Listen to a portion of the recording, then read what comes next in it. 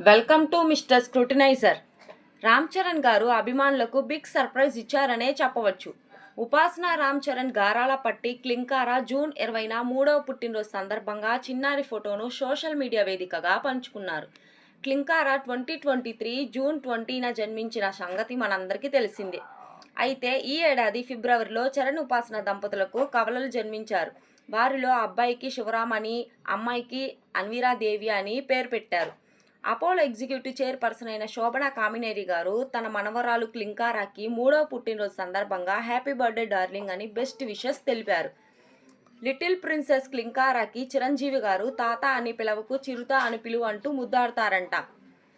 రామ్ చరణ్ గారు తన కూతురు క్లింకారాకి రోజులో 2 సార్లు నేనే గోరు ముద్దలు పెడుతుంటాను అని పేర్కొన్నారు. ఆ విషయంలో నన్నెవరూ బీట్ చేయలేరంటూ తెలిపారు. రామ్ చరణ్ ఉపాసన ముద్దుల బిడ్డ క్లింకారాకి బెస్ట్ విషెస్ని కామెంట్ రూపంలో తెలియజేయండి.